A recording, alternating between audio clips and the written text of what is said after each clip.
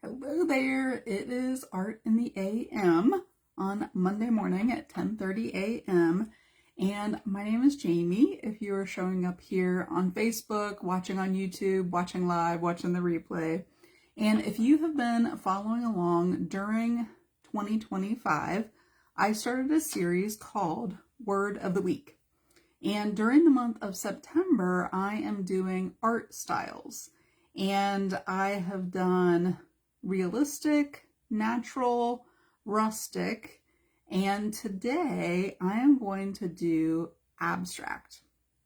And I started thinking about abstract art and wonder, as you are watching, if you can answer for me what you think abstract art is. Like, how would you describe abstract art? Because I started thinking about all of the artists that I think of, the famous artists that I think of that do abstract art, like Picasso, is like the main one that I think of. And what I realized, I used to think people who did abstract art didn't know how to do real art. Like, they didn't know how to do the realistic art that we did a couple weeks ago. But what I found out was abstract art, in order to do abstract art, in order to abstract something, you have to know what it looks like realistically. And artists like Picasso knew how to draw realistically. If you go back and look, hi Sue, if you go back and look at Picasso's like early work, they were drawings. They were realistic. They were portraits. He obviously knew realism. He knew how to make something look realistic. So in order to do something abstract, to abstract it, because I have been using this lion, right, the past few weeks, so I have one subject kind of in all of these different art styles, I'm going to be using a subject.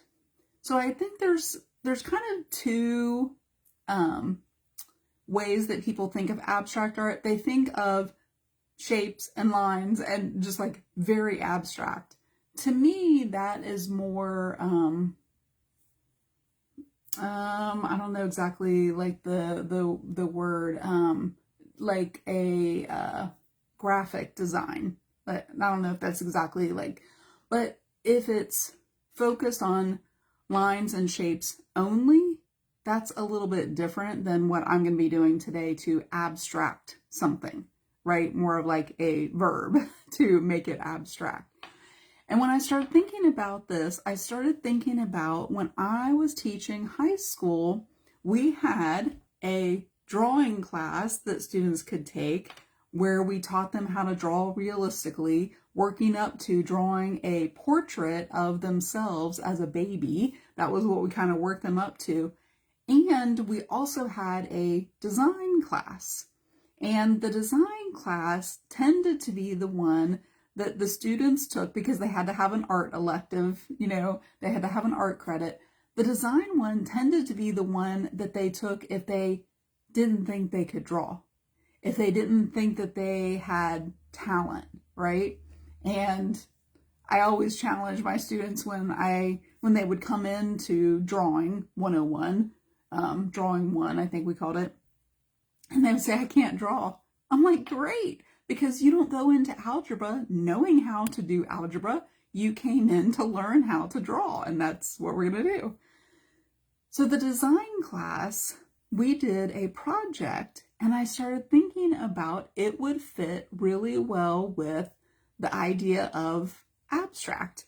And we actually used pictures of animals. So it fit perfect. So I'm actually going to teach you today a very simplified version on a much smaller scale, because we did this project on a 12 by 18 piece of paper.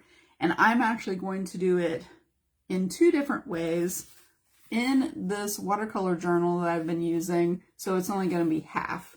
So I don't know, it's going to be like 4.5 by 4.5, something like that. So it's going to be much smaller.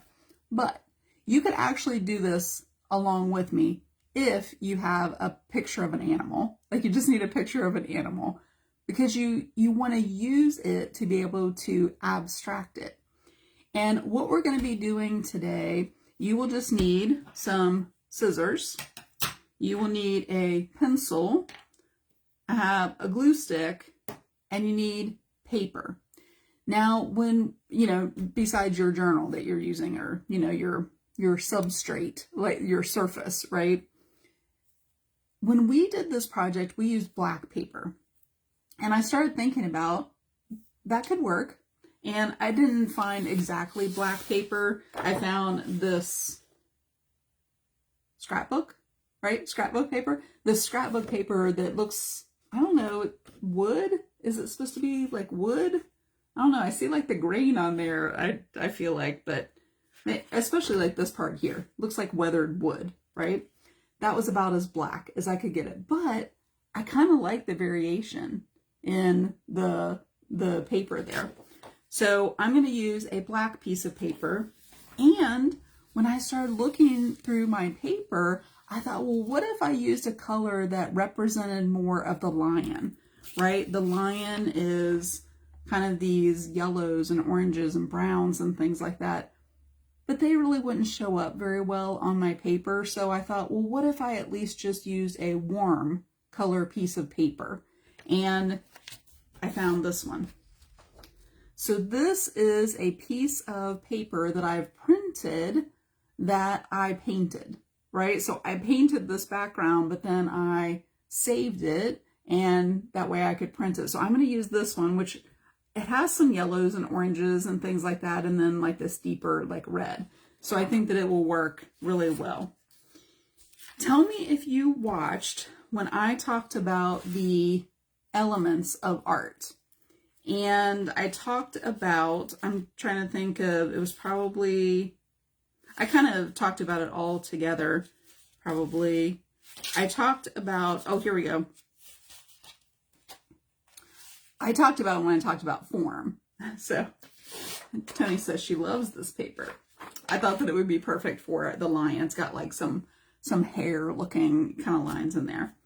I talked about, when I talked about form and shape, I talked about organic and geometric.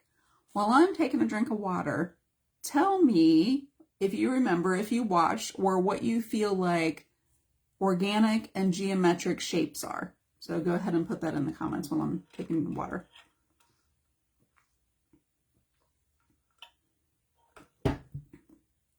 Organic shapes, geometric shapes. I'm going to cut out my geometric shapes on the black paper, and I'm going to cut out my organic shapes on this paper. And what I need to do, I will show you this here too, I have organic and geometric. So what do you think of, you probably know geometric. What are geometric shapes? What are organic shapes? This is really kind of the same for geometric lines versus organic lines. Geometric forms versus organic forms. And that is what we kind of taught in the class. We taught them about shapes, and then we went to form, which is really just representing the organic and the geometric to make them look three-dimensional. So this is, and this will give away to you what geometric and organic shapes are, but this is the page that I did when I was talking about the elements of art, one of which is form, and I talked about organic and geometric and then showed the forms. So here is organic shapes, here is geometric shapes, and here are the three-dimensional forms from those different types of shapes. So organic shapes are curvy shapes. They have curves.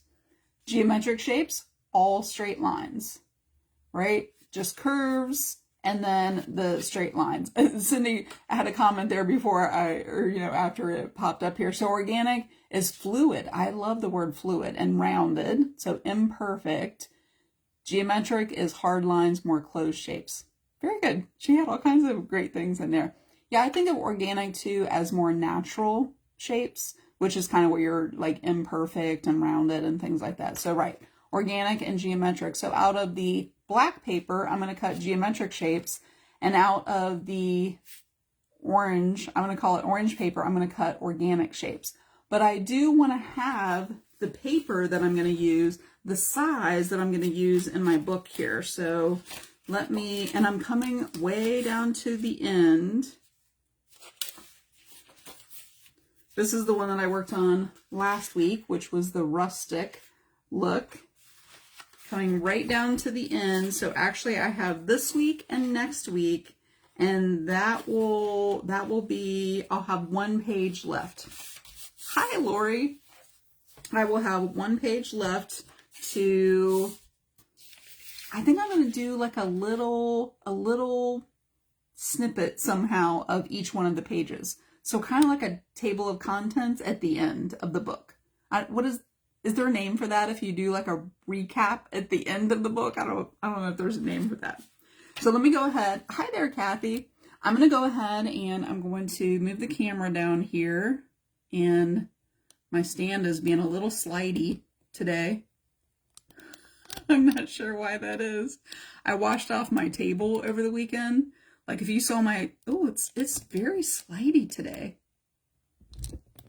I might have to move my phone to a different, okay, I think it's going to stay there. I'm going to turn around so you can see it. And I am actually, instead of using a pencil, I'm going to use my friction pen, which you can definitely use that too. So I'm going to, I'm not going to be able to fit both organic and geometric on here. They're both not going to fit on there. I was thinking I'd be able to do both. Well, let me do this. I want to fit both of them on there. So I'm going to fold this piece of paper in half just so I find the center. And what I'm going to do is just do half of the lion's face. You'll see. It would help if I push this down. The friction pens have this little clicker on the side here.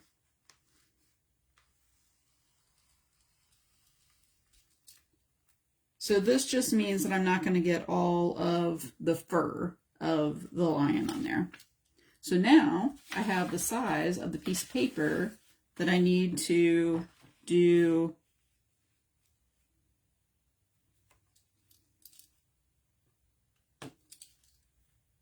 for my geometric and organic shapes here. So I just made little marks on this piece of paper. I didn't bring over a ruler, so I'm going to use like the straight edges of this piece of paper, and I'm going to match up where I just did those little lines.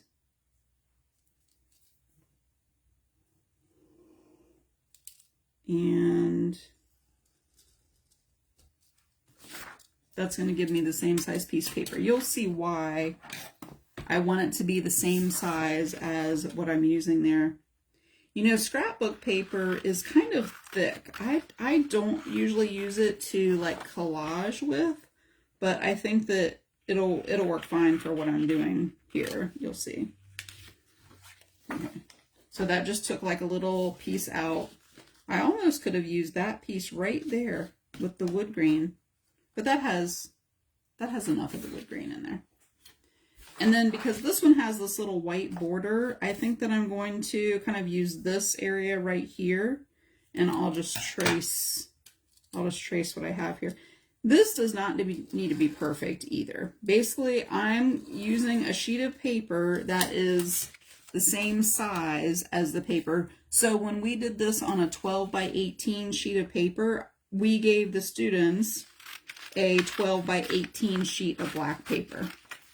Just so you can kind of picture, if you want to do this project, just grab a photo of an animal and grab a black piece of paper, paint a black piece of paper, have, I'm using just, you want to have some kind of contrast.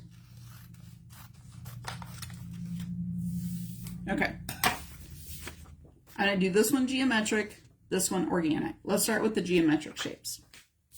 I'm going to turn it over so you can see what it is that I'm doing.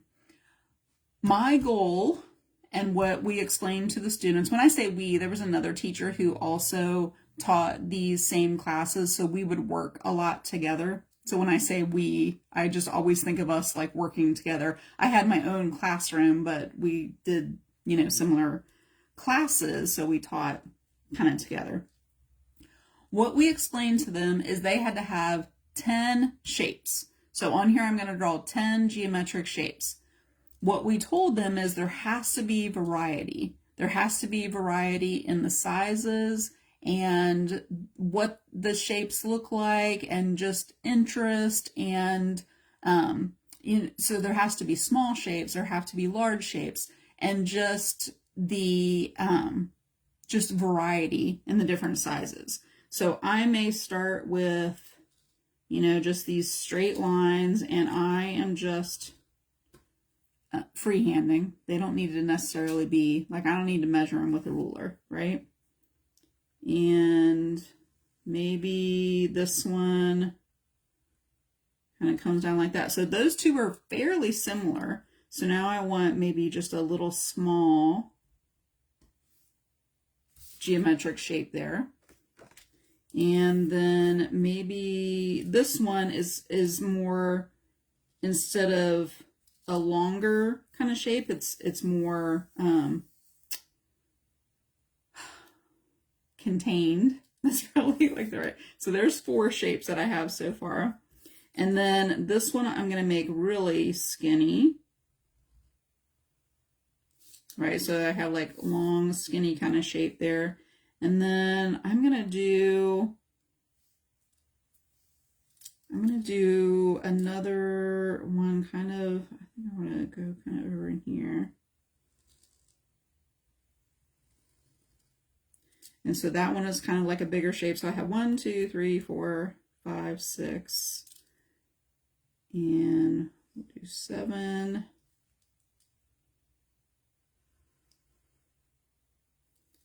And then I want one little tiny kind of shape.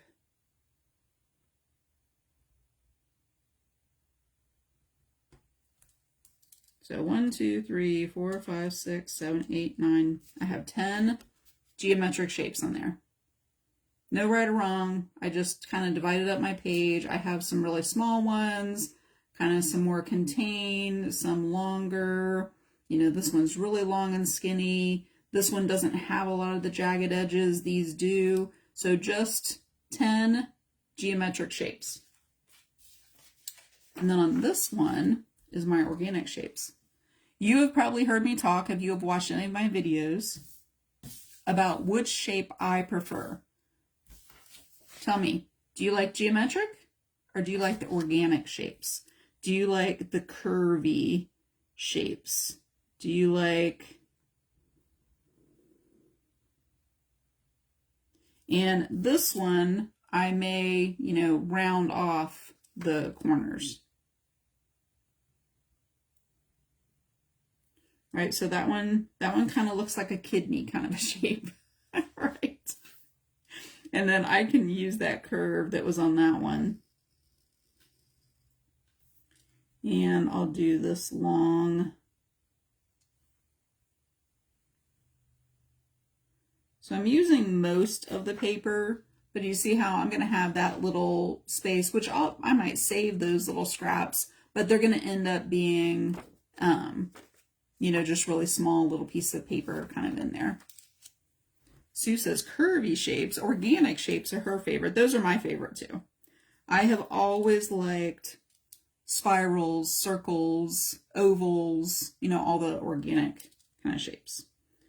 So I'm going to do a curve here, and I'll do, kind of a more contained one. I'll curve it a little bit kind of in there. Right, so now these two are kind of similar. This one's a little bit smaller, but you see how they're kind of alike. But I'm going to have different sizes of shapes now. So I have like a long skinny one. I have 2 that are more contained. Now I want to do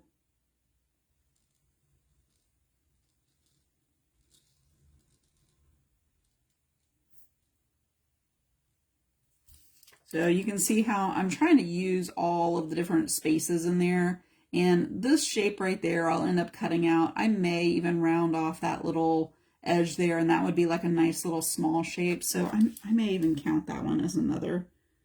And that way I can use all of those shapes in there. So I've got 1, 2, 3, 4, 5. And definitely want one that is a little bit smaller.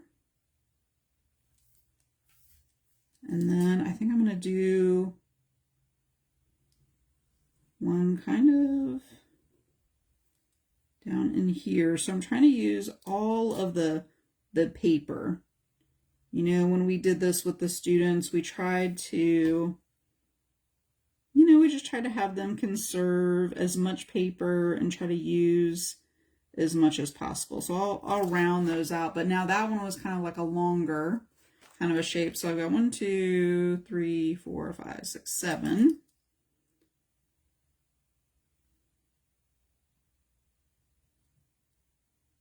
And this one I'll do kind of a small little shape there. I definitely want even a smaller one than this little tiny piece in there, which I'll have some little smaller ones.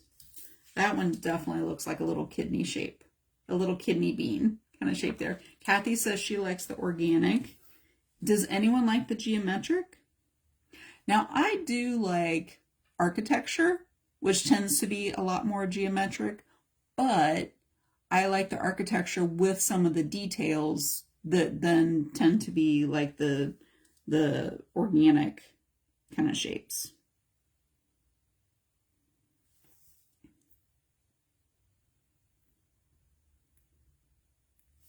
I may have more than 10 organic shapes. We'll see. And I think once I just kind of round off these edges, that might work for my last organic shape.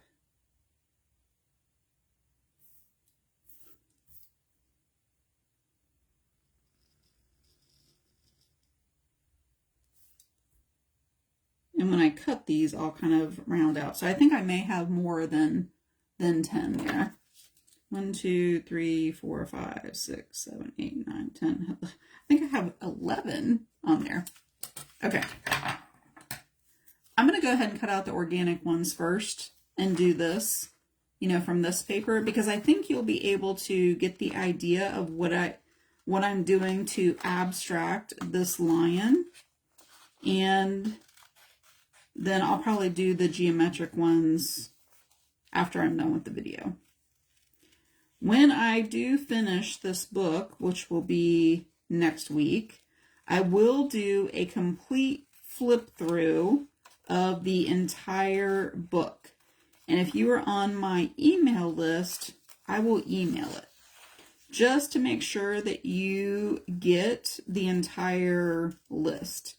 Now, if you are not on my email list, I do normally send the replay of my video on Mondays. I send it on Monday evenings. I'm going to keep these all turned over until I cut all of them out. But they don't need to be in any particular order. Like, I don't need to keep the piece of paper together. But if you are not on my email list and you would like to be, on my YouTube, in the description of the YouTube video is always a download, and it is all about the 5 mistakes that you may make if you are doing mixed media, which is really just using more than one medium. And you can download that because it also has ways to fix those mistakes on there. And you can be on my email list. So if you go over to my YouTube, if you need my YouTube link, just put YouTube in the comments. And you can subscribe over there to my channel. I always do all the replays of my videos over there on YouTube. And you can get on my email list by downloading that, and it'll help you to figure out those five different mistakes that you may be making and how you can fix them. And there are some great tips in there, and there are some photos of different ideas, and so you can download that. That's the easiest way to get onto my email list. But what I will do is to email the flip through that I do of my entire book once it's finished. And that way you can see like all of the ideas, all of the words of the week up to October. And I have not decided yet what I'm going to be doing as far as I have more words that I had planned out for the rest of the year. However, I have something that I've really wanted to do that I will probably start today, because today is the first day of fall, right? You probably know that today is the first day of fall for 2025, and that marks also the last 100 days of 2025. There are 100 days left in 2025. And I've always wanted to challenge myself to do something those last 100 days, something art related. I've done some other challenges during the last 100 days. Tell me if you're like me, that somehow you're more motivated if you have a challenge, if you have some kind of a challenge. I have done a couple of different things, but this year I really wanted to do something creative. And I had an idea that I wanted to start, and I was going to see if you wanted to join me in this challenge, but I didn't get it all ready to present as a challenge. So what I'm going to do is present the challenge if you want to join me to start October 1st. And here is the challenge. Here's the challenge that I'm going to do. Tell me what you do in the morning. Do you include any kind of creative practice in the morning? Hi there, Julie. Hi, Sandy. I see a couple more of you joining in the comments there. Tell me what you do in the morning. Do you drink a cup of coffee? I had my coffee this morning and did not even drink all of it yet. I'll heat it back up and drink the rest of it. Do you read? Do you scroll on Facebook? Like, what do you do in the morning? Do you get right up and get in the shower and like start getting ready? Like, what do you do? There's something like so relaxing about cutting out these organic shapes. Even cutting out the organic shapes I like better than cutting out geometric shapes.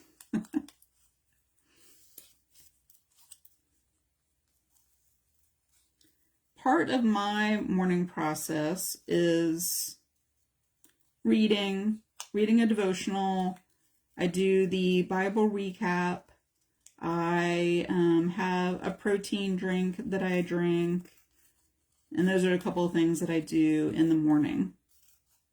My morning routine right now does not include any creative anything.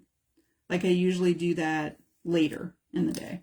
So this is my last little piece that I'm cutting there.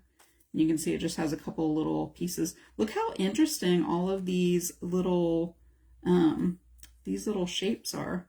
I feel like I had one more little small, oh, there it is.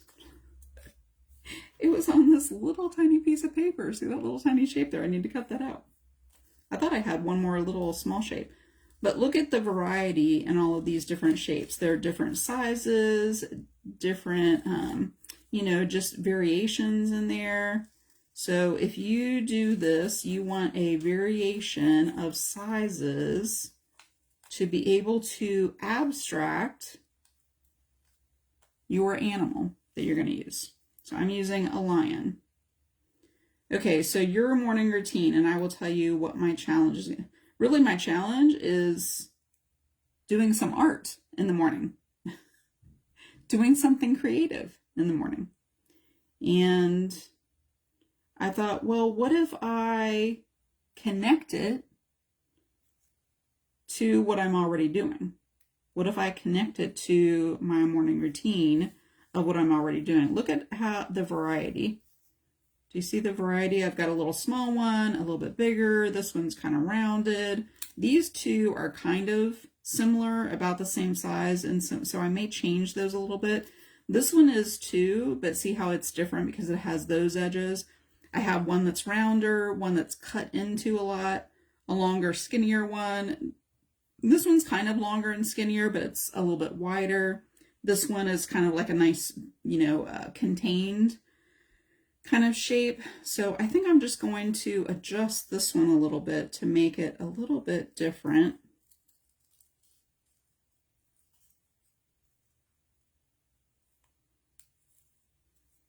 And so now that one looks a little bit different. I'm going to cut just a little bit more on the side here.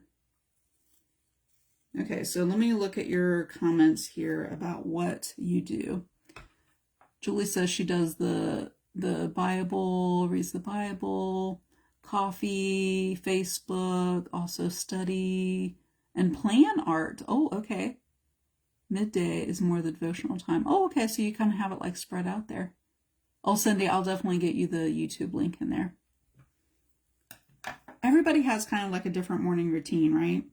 So what I wanted to do is, and I have all of these little tiny scraps of pieces that I'll save and do something with those too. So these are all of my organic shapes here. And before I flip these all over and put them onto my page here, go ahead and keep commenting what it is that you do for your morning routine. And does it include any art?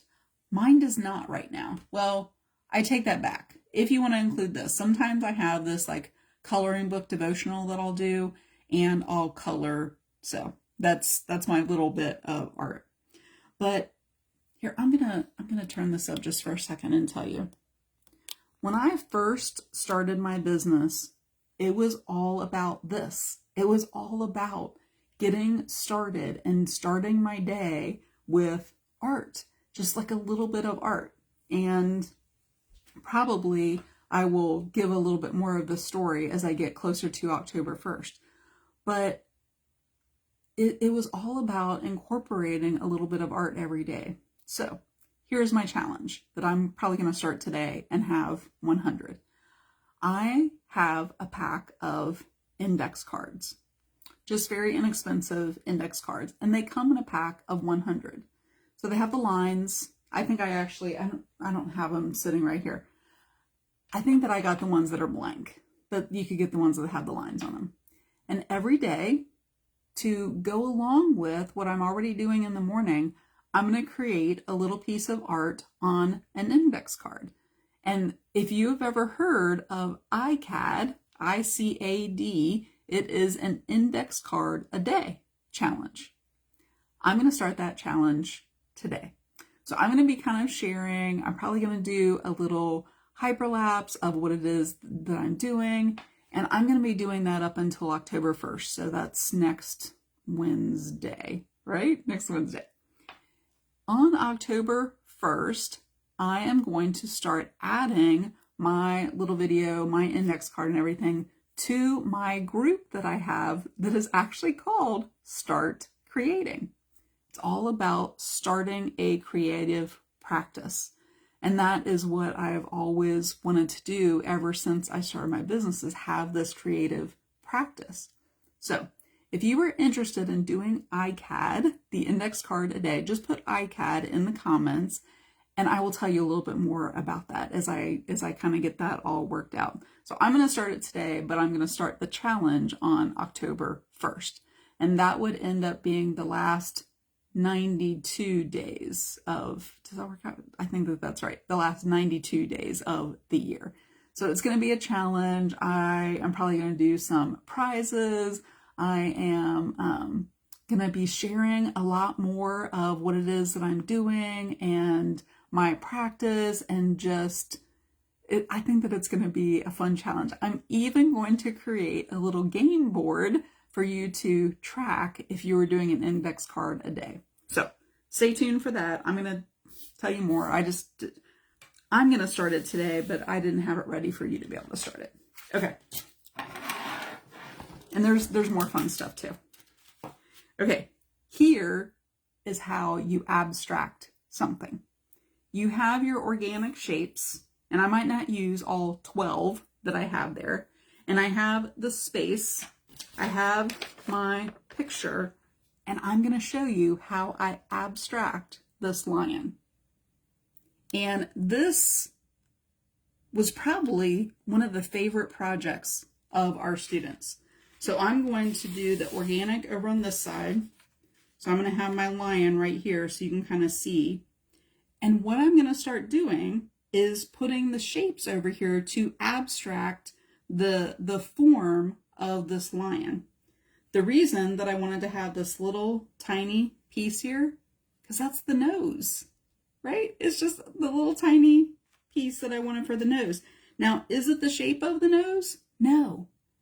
It's the essence of the nose, if you will. It's a small shape like the nose.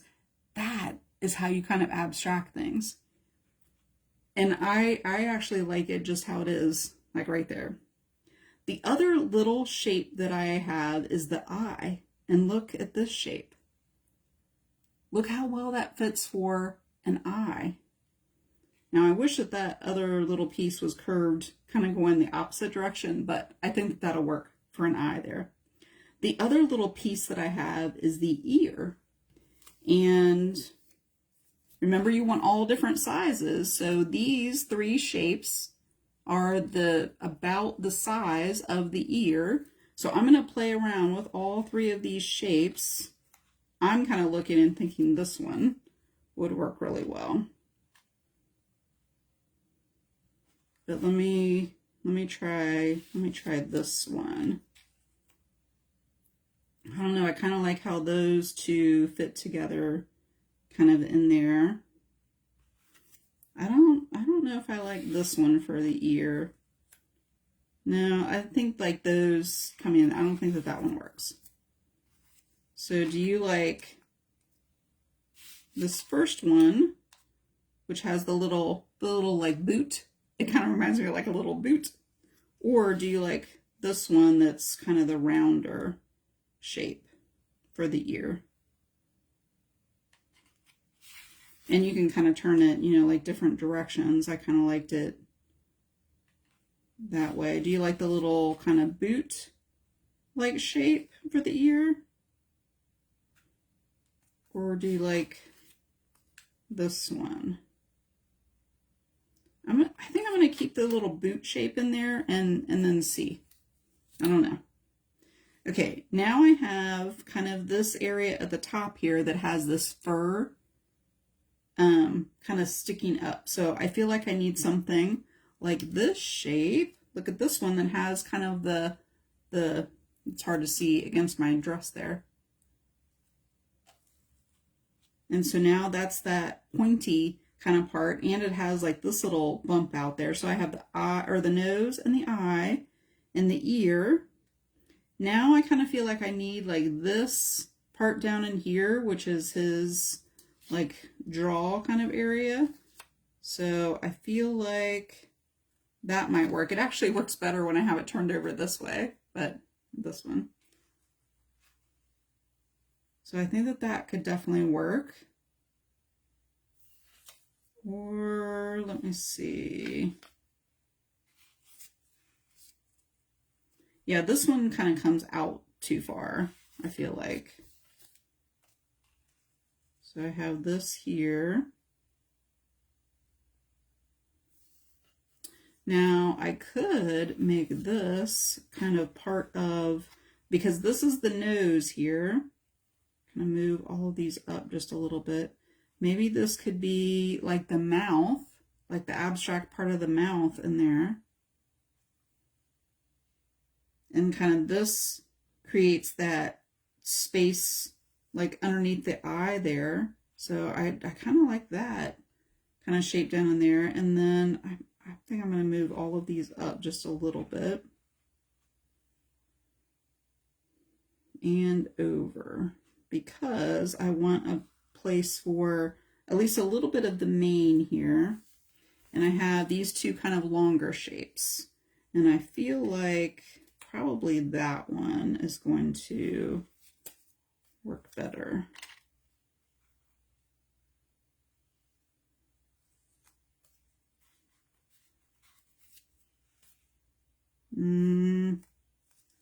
I kind of like this one, but it comes up a little. I need it to kind of be like right in there. And you can always modify these shapes a little bit. I kind of like this one is more interesting to me. So I think I'm just going to modify it a little bit and make it a little bit thinner.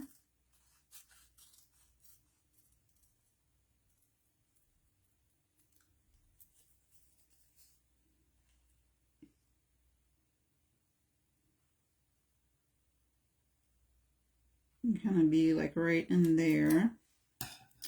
And then I still feel like I need a little bit kind of down in here.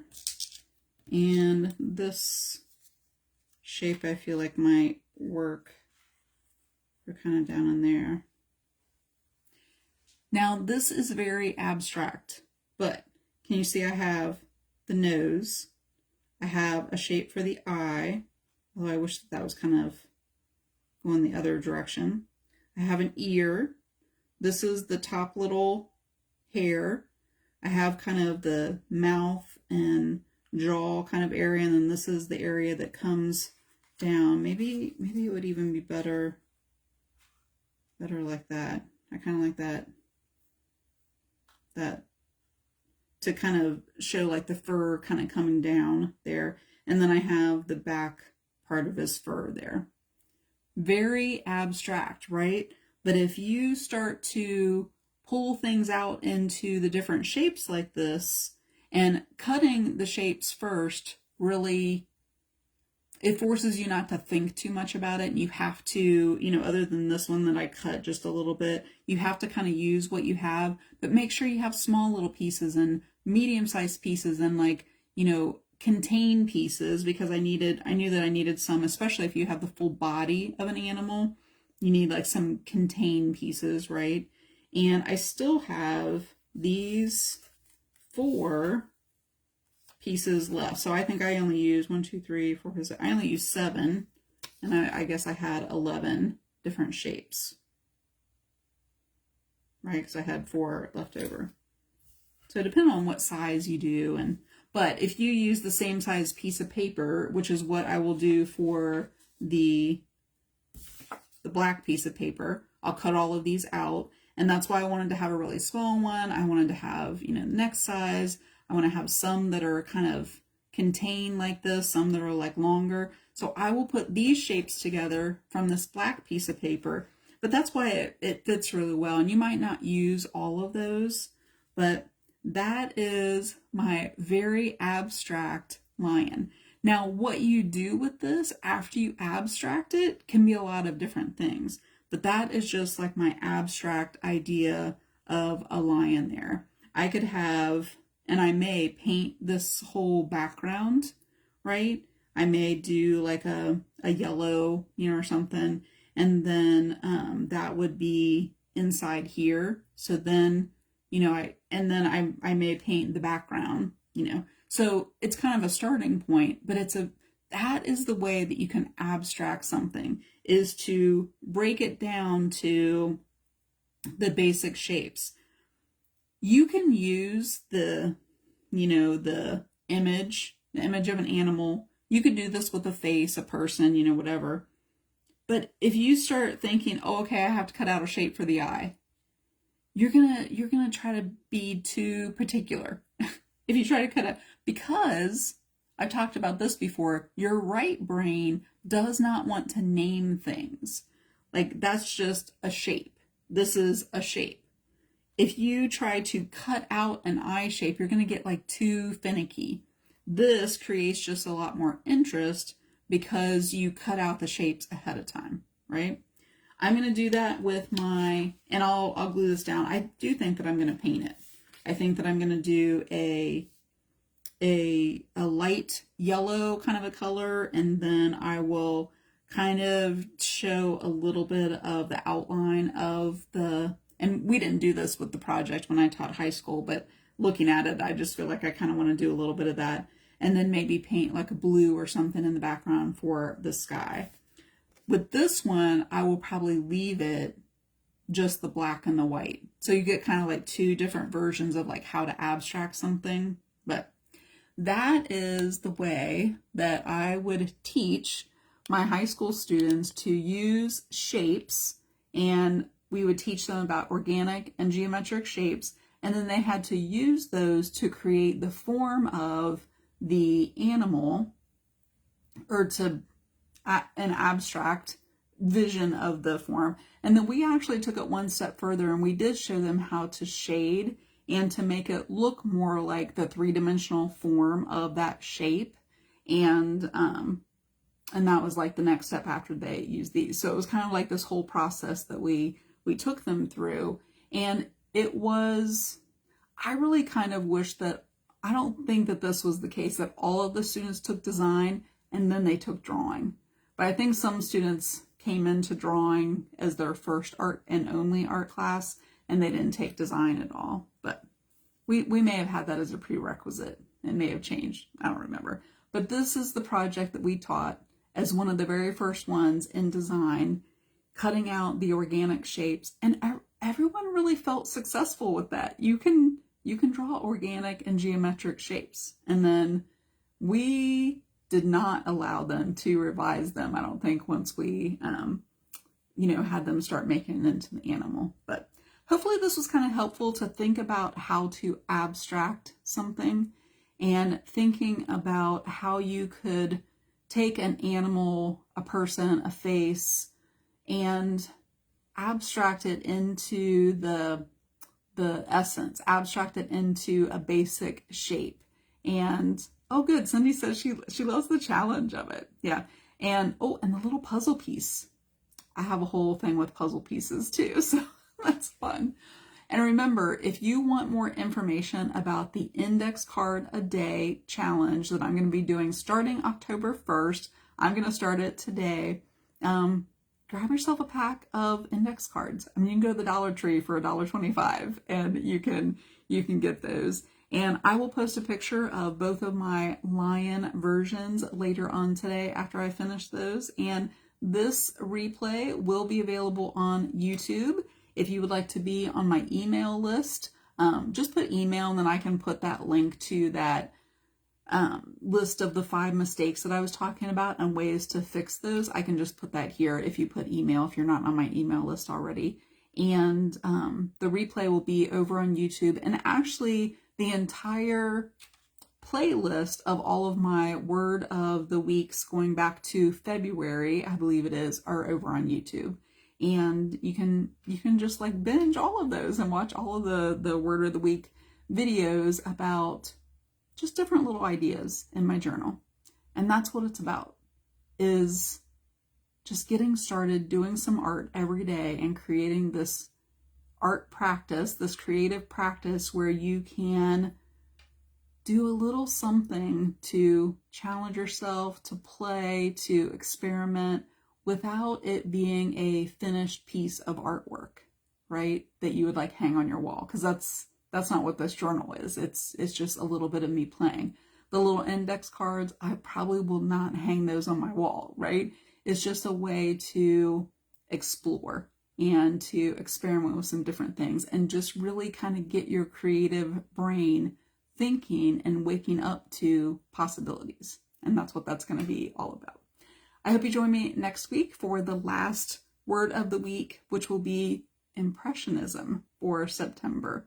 And I will talk to you about a couple of different artists and how to take this lion and create a little impressionistic painting of this lion. So I hope to see you next week.